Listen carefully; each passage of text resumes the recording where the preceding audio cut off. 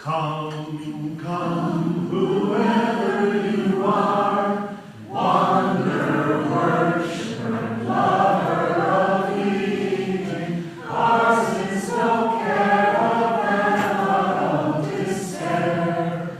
Come, yet again come. Come, come, whoever you are, wanderer, worshiper, lover of evening, ours is no caravan of despair. Come, yet again come.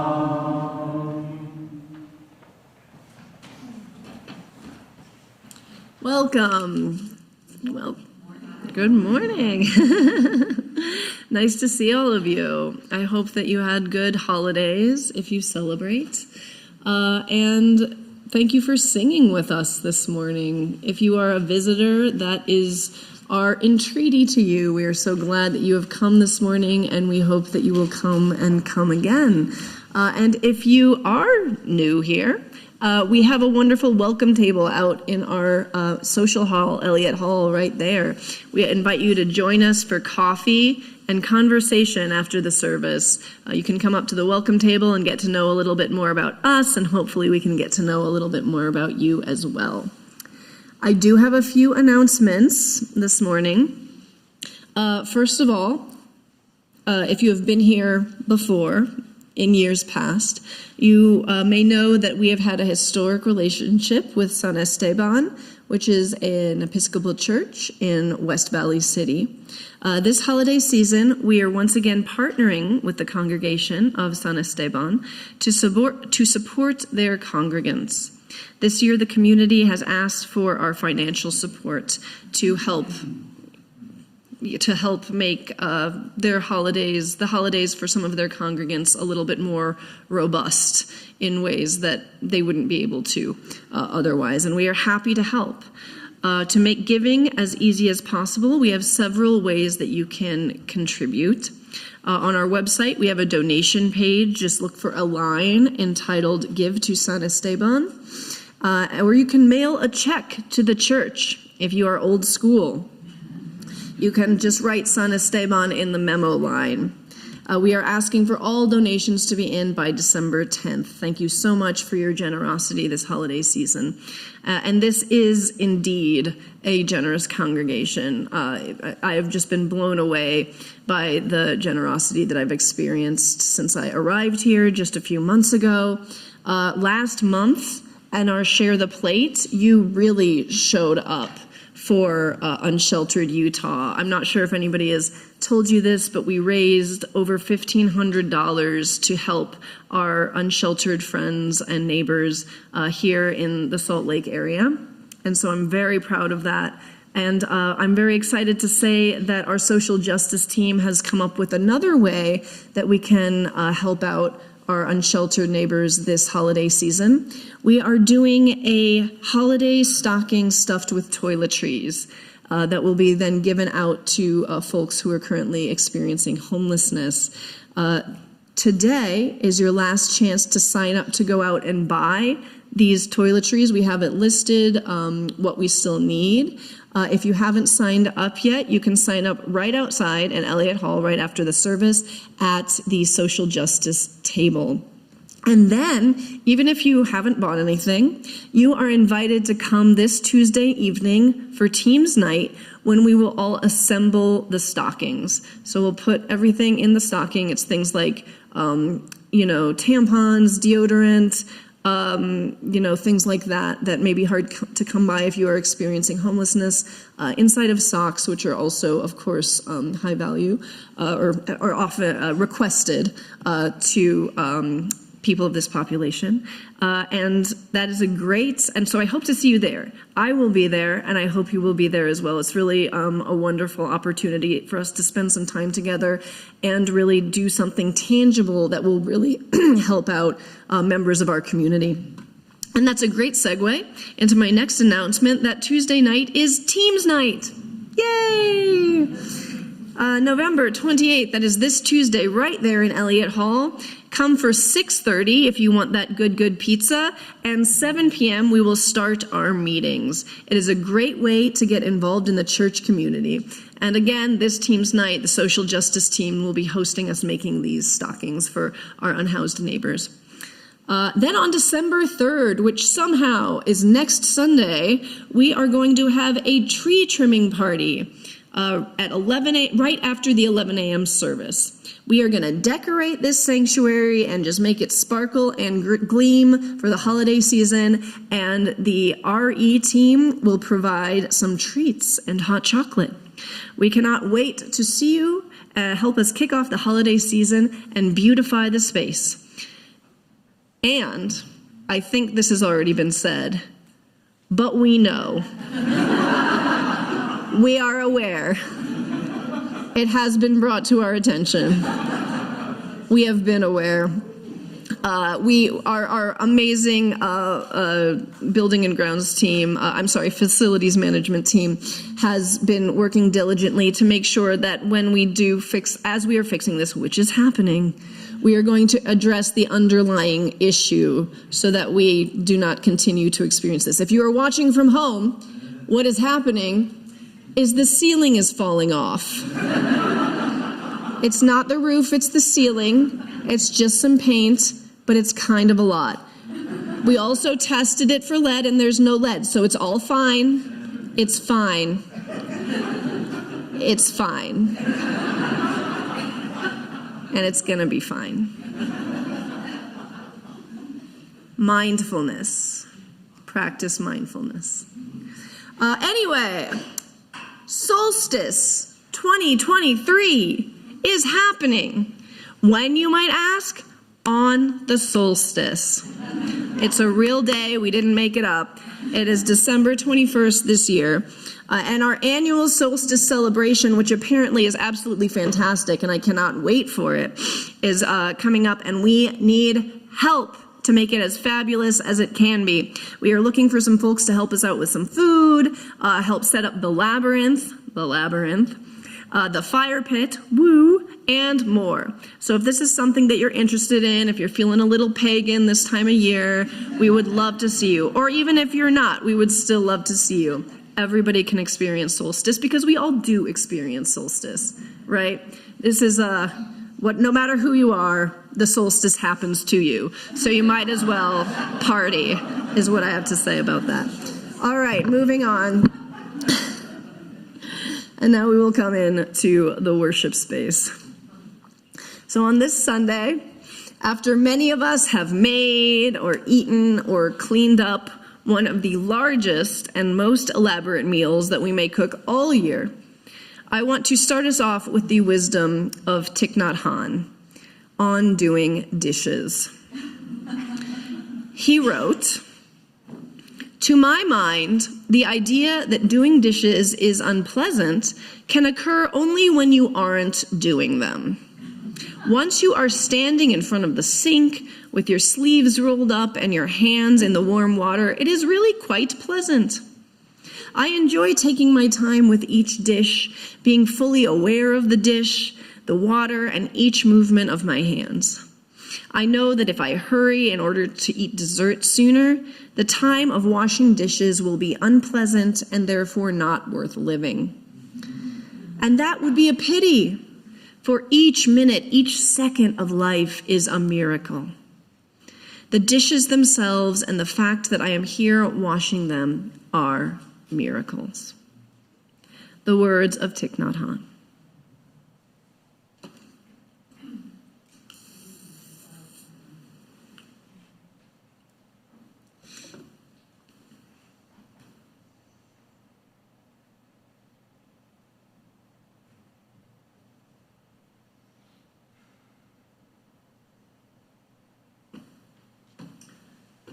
Please rise in body or spirit for our opening hymn. It is number 123 in the gray hymnal, Spirit of Life.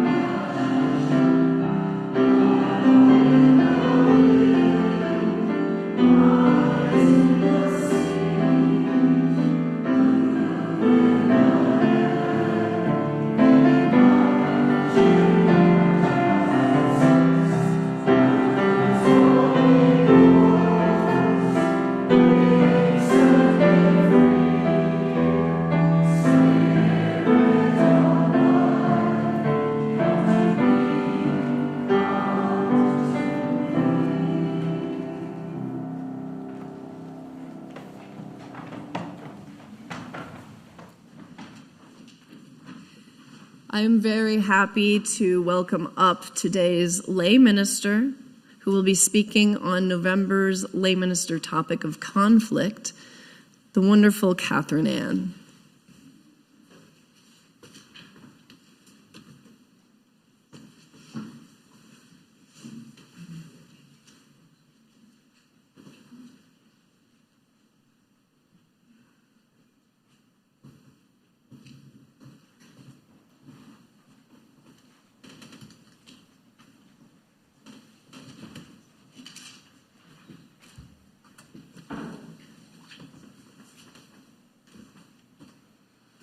Made it.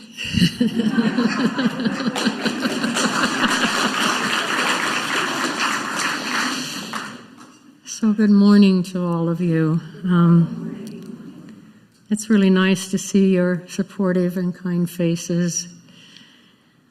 I was away when it was my turn to present on the topic of fear.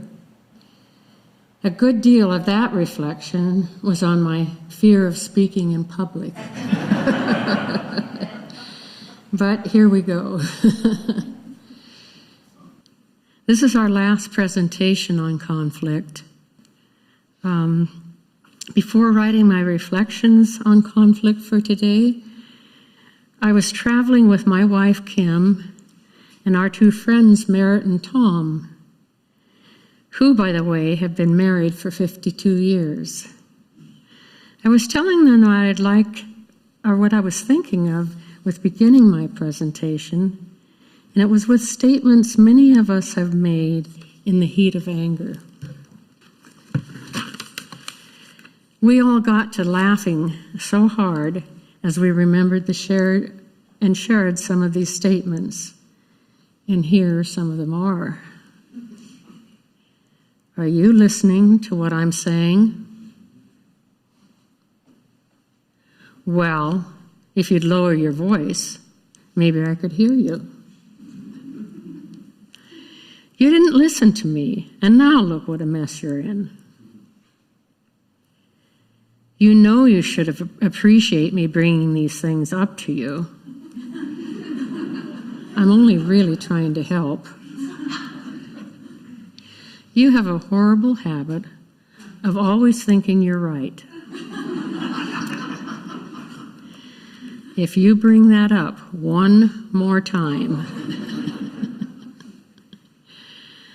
this isn't about me, you know. It's about you.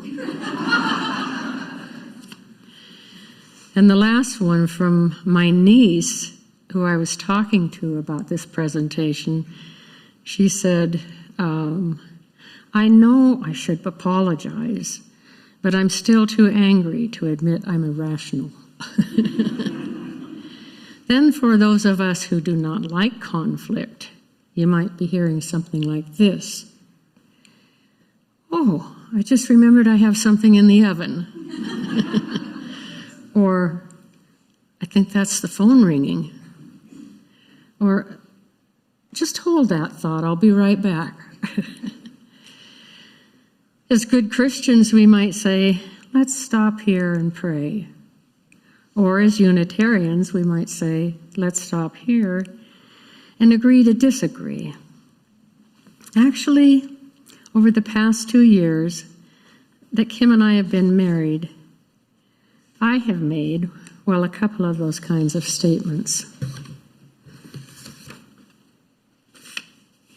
But on our behalf, we've also reflected on issues and have found new ways to grow our love and trust in one another. I asked our friend Merritt what she thought was most important in when conflict arises, and she said, listening. And mind you, she's been married for 52 years. Kim suggested pausing before we speak. I wonder why. However, our rawest emotions do need our own respect. It's important for us to look into what they are telling us, and what unexplored wounds from the past we may be bringing into our relationships right now. Another thing with remembering is to beware when we realize that we are demeaning another person. That's one of the most painful ways that we can argue with one another, and that's one that takes a long time to recover from. A profound question we could ask ourselves is, who am I when I'm not making someone wrong? In closing, let me say, oh, no, I have another thing to say. My wife, Kim, is now asking me to ask for what I want or to ask the difficult questions in the moment. Imagine. No time to prepare myself with just the right words to say, or have the opportunity to just explode after holding in my feelings so gallantly and for so long. As old as I am, I still realize I have some tender issues to work through in my most loving of relationships. I continue to be called to keep opening my heart. That's the end of this, but I would also like to say to people, my sister died over a week ago, and this church community, there were several of you who sent me beautiful cards to comfort me during that time, and I want to express my sincere appreciation to each one of you. Thank you.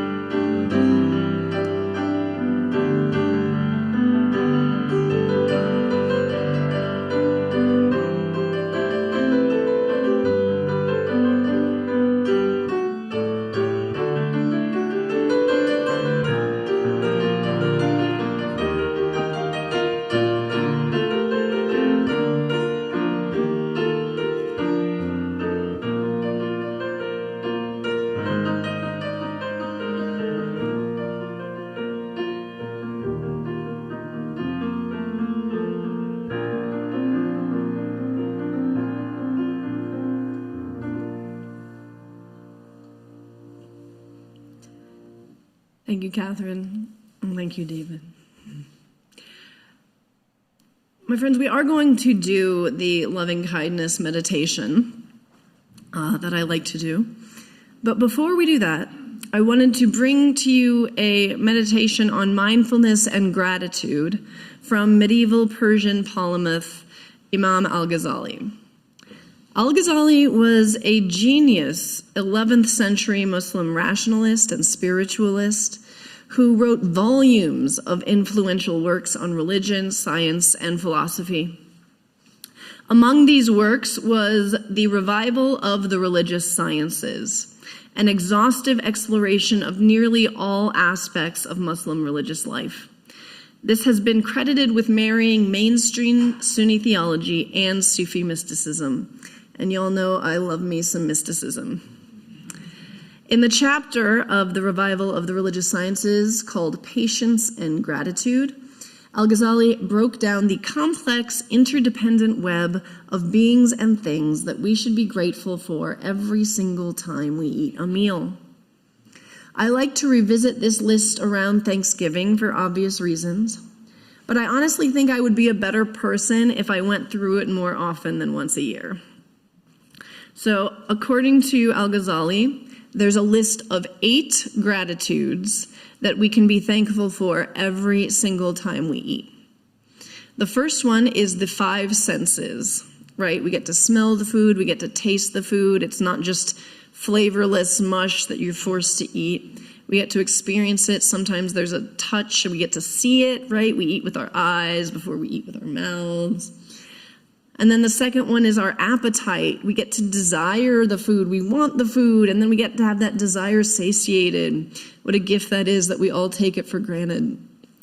And then there's the hands and the mouth we can be grateful for, the things that allow us to eat the food. And then there are the grains, plants, and animals that become the food itself. And of course, then there are the roads and vehicles and stores, all of that infrastructure that allows us to get the food to us and allows us to get to the food. And then there are food industry workers, farmers and processors and cooks and chefs, all of whom we need in order to eat the food. We're not all doing subsistence farming in our homes.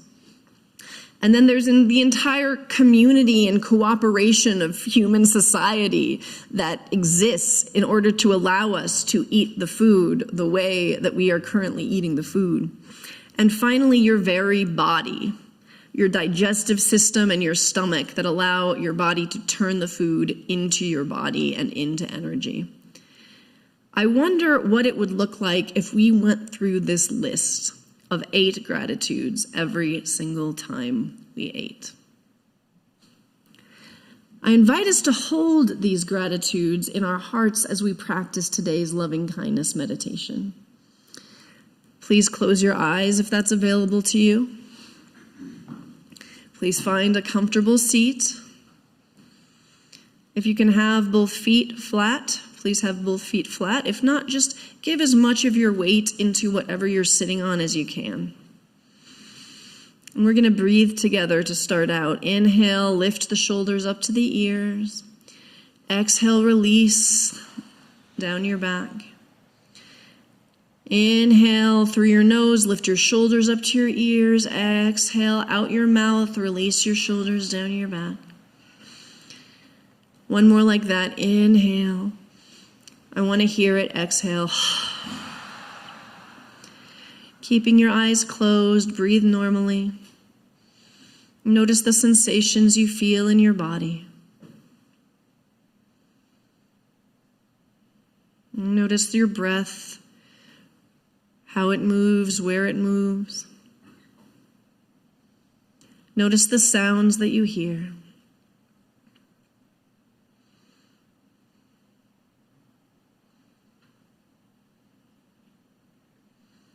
And now in your mind's eye, I invite you to picture someone you love. No question at all, you love this person.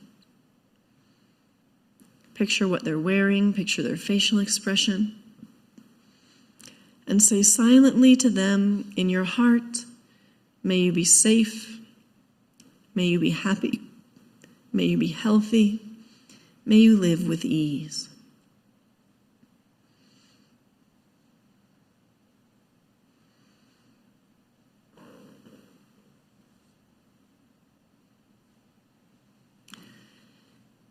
Now picture someone who you like very much. You might even say that you love them, but they didn't come to your mind first for whatever reason.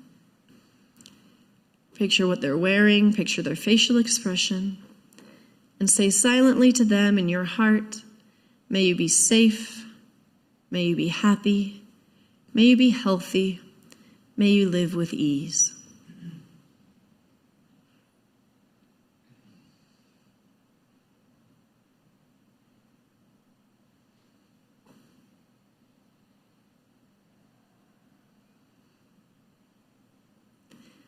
And now picture someone who maybe is a little farther out in your circles, somebody you don't know that well, but they seem perfectly fine.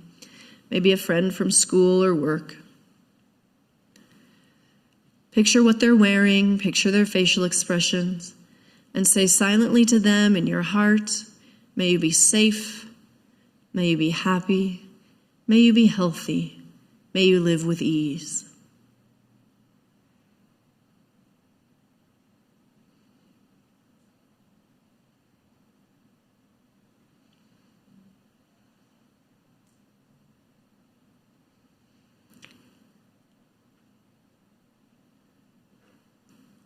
And now picture someone who makes you uncomfortable. Maybe you find them problematic or you had a falling out. Picture what they're wearing, picture their facial expression, and say silently to them, may you be safe, may you be happy, may you be healthy, may you live with ease.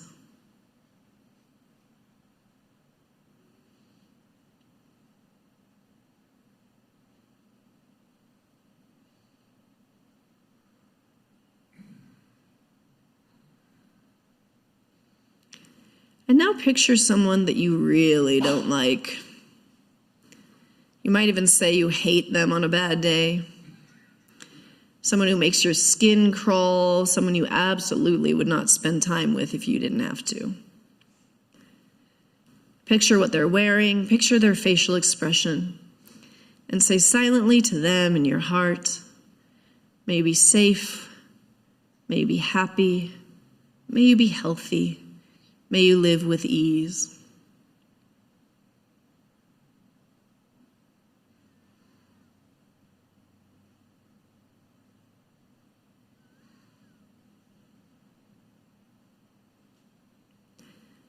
And now picture the whole world, all 7 to 8 billion people, all of that love, all of that suffering, all of those dreams and disappointments.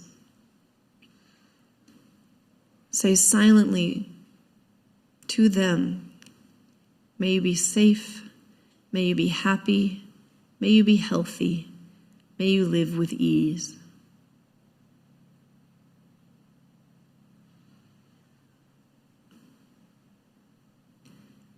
And now open your eyes and look at your fellow congregants and friends. Actually look at each other. If you don't know each other, even better. Eye contact is great if that's in your wheelhouse. And say to each other out loud, may you be safe, may you be happy, may you be healthy, may you live with ease. David, do the thing. No, the thing, the bull. Meditation.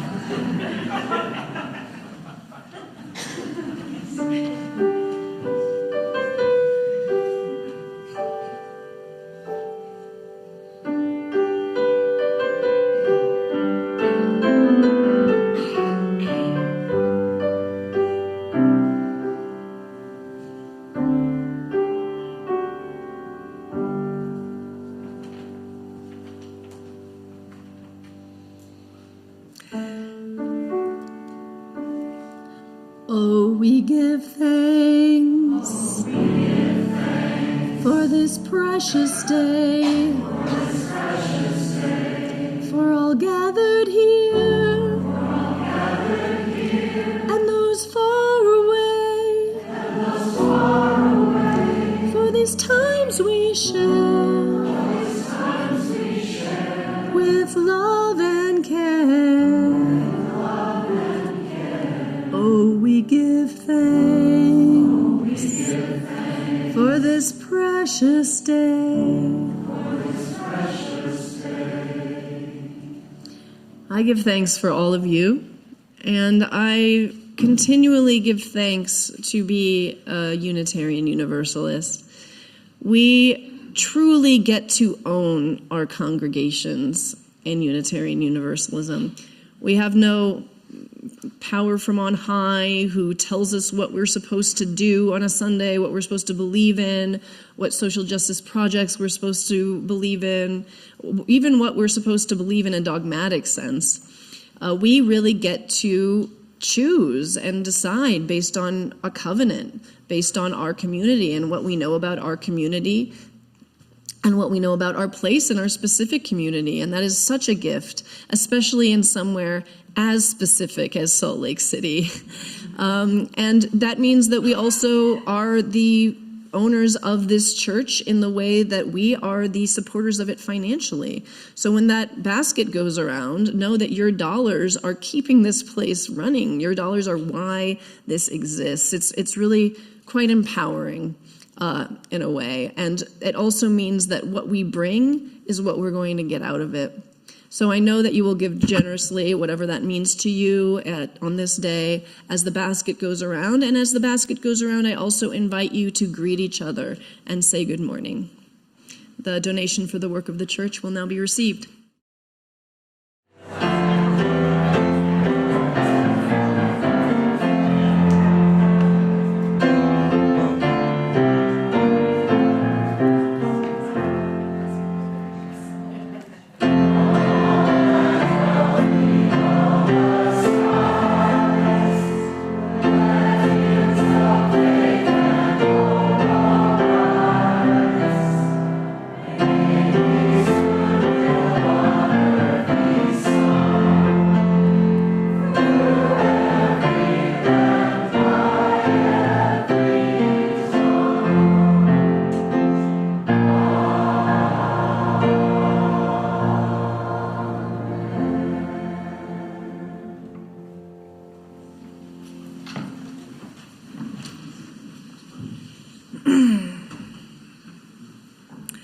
I hope that all of you had a nice Thanksgiving, if you celebrate.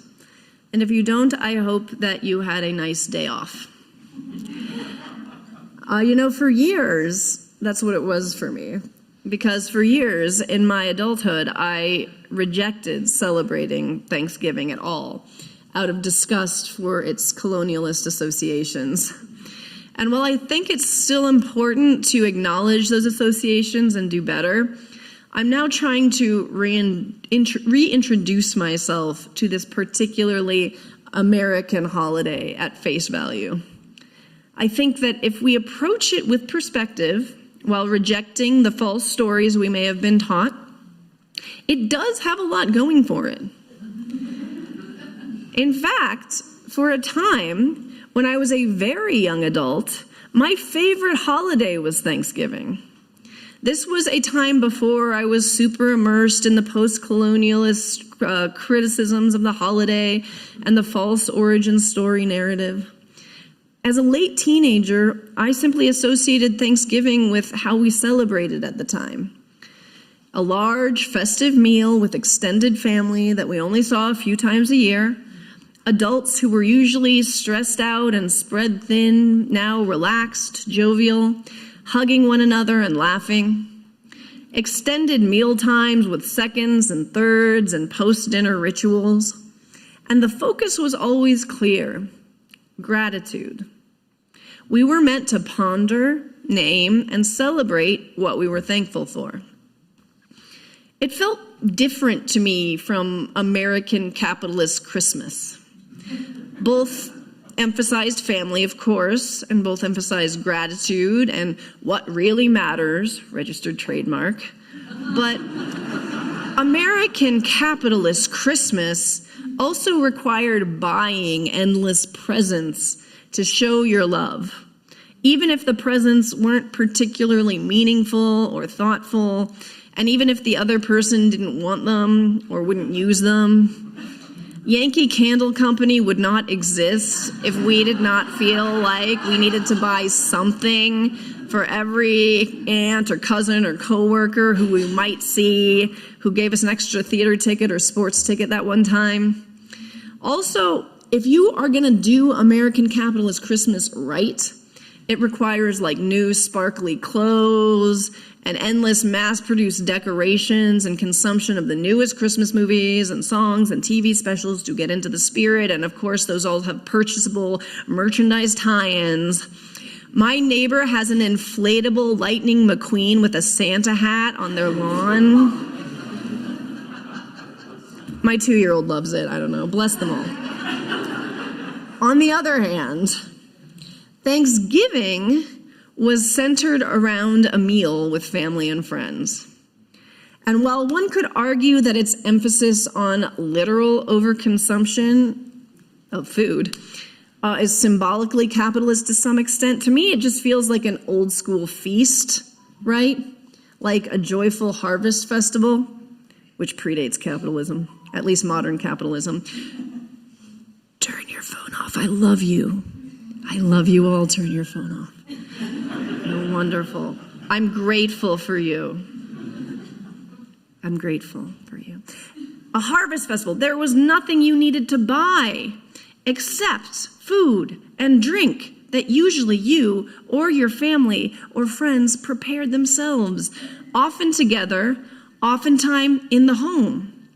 Before social media, there was virtually no performative aspect of Thanksgiving outside of the performance we all usually undertake for the sake of people in the room. Decorations were usually organic things like gourds and brooms made of twigs. Attempts to market cute turkey decorations have never really caught on, thank goodness. The focus on relationships, the home, and gratitude for what we have without the need to peacock or produce or purchase. In this sense, Thanksgiving could be seen as an anti-capitalist holiday. Come for me, I don't care. I said what I said. Once you've sold someone a turkey and a can of Libby's pumpkin puree, you're not going to get that much more out of them for this one. After all, gratitude douses desire, and desire is the fuel of capitalism. This is why all the storefronts switch to Christmas the day after Halloween, skipping the unmarketable holiday altogether. I have to suspect that this is also part of the origin of Black Friday, right? Like, there was this holiday where people had 2 whole days off from capitalism. They were neither working nor spending money, and instead were instructed to be thankful for what they had. Oh no, that would not do. Capitalism had to snatch up that second day off and make it all about wanting and getting, or else people might remember that there's more to life than spending money and acquiring objects. Okay, that's my last conspiracy theory of the day. Anyway, this year, I tried to get back to that teenage attitude I had about Thanksgiving. For the month of November, I've tried to revive a mindfulness practice that I had upkept intermittently over the year. My gratitude journal. A gratitude journal is a simple practice where you write down what you're grateful for. It's what it says on the tin. The briefer, the better. One line or a phrase, what I'm grateful for. But I noticed that it was harder to do than it had been in the past. I'd sit down in the morning to journal, and my mind would race to all the things that I had to do before work. You got to get up the kid and get him dressed and feed him breakfast, and don't forget the vitamins and pack his bag, and he's out of diapers, and what's he going to eat for lunch, and what are we eating for dinner, one thing after the other. One thing about having a 2-year-old is they tend to be all-consuming in terms of attention. Gratitude and mindfulness, of course, go hand in hand, and I've found that when I'm in the flow, in the past, as we used to say in my yoga community, that is, when I am present in the moment and acting skillfully from my truest self, then gratitude comes naturally. When we are really present with the miracle of this, it's almost impossible not to be grateful for the most mundane of pleasant things, or even neutral things. As the Buddhist monk Thich Nhat Hanh said, even doing the dishes can be experienced as pleasant. I relate to Thich Nhat Hanh's assessment of doing the dishes, even as I strain to remember that feeling. In my late 20s and early 30s, I fancied myself a type of urban monk. At that time, I was living as a yoga teacher and a poet in one of the most expensive cities in the United States. I spent well over 50% of my income on half of a 100-year-old apartment with no air conditioning, no counter space, and no dishwasher. But I didn't care, because I cared a little bit, but mostly I didn't care, because I had enough money to do yoga and write poetry and go to the cabaret up the street, I remember thinking that I felt rich because I had the time and the freedom to do what I wanted when I wanted, for the most part. And I had the time to focus on my passions, to attend long yoga and meditation classes, and to cook extravagant meals for dinner, even on weeknights. Even as I made it a priority to attend 90-minute yoga classes multiple times a week, as well as group meditations, I somehow found it difficult to cultivate a daily morning meditation practice on my own, even though my meditation teacher would emphasize repeatedly that a personal daily practice was the most powerful aspect of a mindfulness routine. But who had the time in the morning to dedicate 20 minutes or even 10 or 5, as my teacher suggested, to just sitting? My mornings were filled with long pours from a French press, which I would then, of course, wash by hand, along with any other dishes from breakfast. I lived in that apartment for almost 9 years, and I actually did grow to enjoy doing dishes. After making a 3-course vegan dinner with only 2 feet of counter space, I would languidly enjoy it, and then I would turn and approach the pile of dishes. As I washed each dish, I remembered the meal, the fun I and my wife had making it, and the pleasure of eating it. I appreciated the privilege of clean, warm, running water, the luxury of time, and the miracle of life. I acknowledged that in my cleaning, I was making my home clean, healthy, and pleasant. In a word, I gave thanks. Then I became a minister, and my son was born, and we moved to a modern house with a microwave and a dishwasher. Now, by and large, the dishes are unceremonious. Rinsed and shoved into the dishwasher while I'm still microwaving peas for dinner.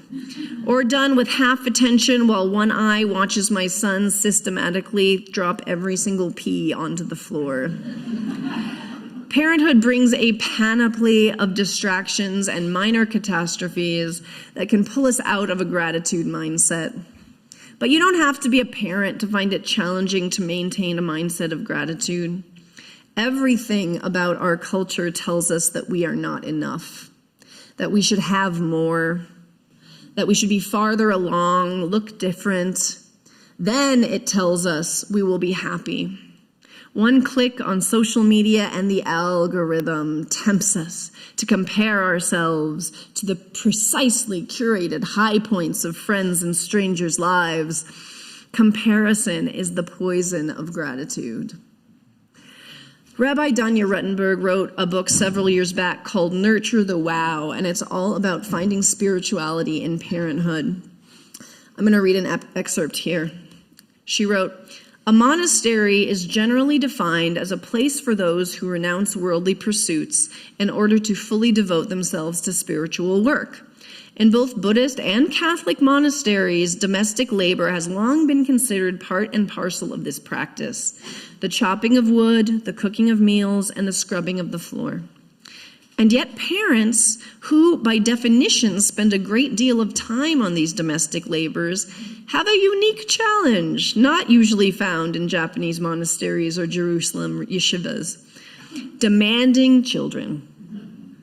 The deep, attentive space it's possible to enter when one is doing dishes alone in the kitchen is harder to find when you're trying to simultaneously load the dishwasher and get the baby to eat the food on the high chair tray. But if you can manage to bring some of your intention into the picture on a particular day, this present moment stuff has a lot to offer. Even if it's only for a few minutes, it has an impact. When I am able to plan on doing dishes around my kids' naps, I do the meditation dishes. That is, I attempt again and again to bring my buzzing mind back to the thing right in front of me, and I become more lucid. I wonder if our homes can be a sort of monastery, a monastery in which our fellow monks sometimes throw horrific tantrums, a monastery that involves plenty of moments when we're honestly just too exhausted or fragile to chop that wood with any real intentionality, but no less noble a place into which we can retreat from the big world out there and in which we can practice again and again being awake. I strive to achieve what Rabbi Ruttenberg describes, the home as a monastery, a place where we can retreat from the demands and temptations of the world and work to cultivate a sense of wonder and gratitude. Essentially, what I experienced in the Thanksgivings of my youth. In this spirit, I returned to my gratitude journal, but now I get up even earlier. After all, both monks and parents of young children rise with the sun. I add a short meditation to my daily morning gratitude practice, just like my meditation teacher always suggested. After a meditation of only 5 to 10 minutes, so brief that 30-year-old hardcore yogi me would have deemed it not even worth it, I am able to take a breath, feel what I am grateful for, and write it down. I don't always make it. Sometimes my son wakes up extra early, crying for me with a full diaper, and meditation has to wait, often until tomorrow. But most mornings when I do manage my humble 5 to 10 minute meditation and write down my simple gratitude, I myself find myself calmer and more present throughout the day. I'm more able to appreciate the miracle of being, the simple fact that I can be there with my son while he explores the many possibilities of peas. And yes, often what I write down as my gratitude is my son. After all, there is a reason he occupies so much of my attention, right? He is my heart. It can be challenging to hold both gratitude and exasperation. But as parents, we are called to contain multitudes. All of us are called to contain multitudes. I wrote my meditation teacher from a decade ago to tell him that I finally made time for near daily meditation, now that I have even less time than I've ever had before. He responded, "If we don't spend time trying to tune to the mind and heart we are wanting to live with, we get handed a mind and a heart that is simply a product of the karmic tempo of our culture." As we move into the chaos of the holiday season and then back to more routine time, I challenge us to continually try to tune to the mind and heart we want to live with. Find the small monastery moments in our everyday lives that can allow us to be present and feel gratitude for our lives as they are. It will not be constant, that's for sure. The world is loud, terrifying, and tempting. The karmic tempo of our culture will try to tune your mind and heart to it. It will invite you to compare yourself to others, to fear unnecessarily, to feel inadequate, or to want things you don't need. But if we can take a moment to feel the warm water on our hands, even as peas rain down on the kitchen floor, we might be able to appreciate how much we already have and give thanks. May it be so. Please rise in body or spirit for our closing hymn, number 317, "We Are Not Our Own." And this is a new one, but you can do it. It is a new one, but it's quite lovely. Keep in mind the 3 beats to the measure. That will help you find where you are. I'm going to play it all the way through once, and then you've got 4 measures, or 4 verses to get it right. So, in first service, by the time we got to the 4th verse, we sort of had it. So let me play it through once.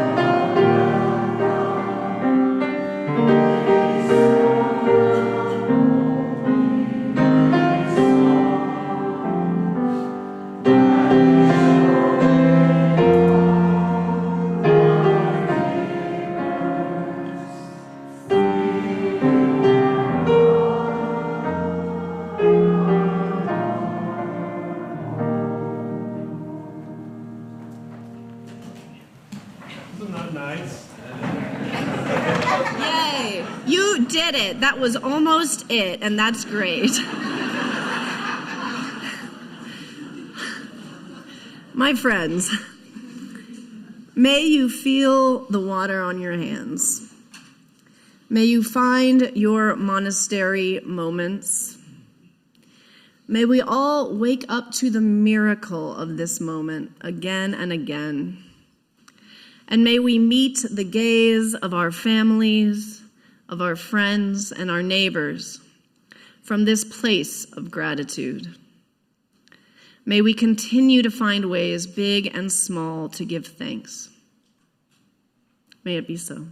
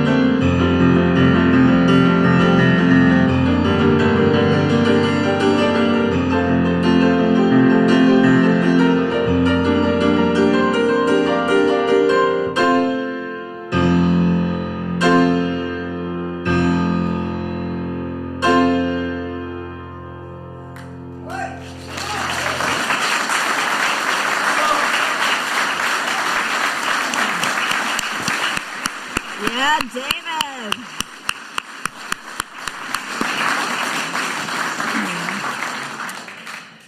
My friends, I hope you will join us for coffee hour out in Elliott Hall. If you're new, come say hi to me, come say hi to the welcome table.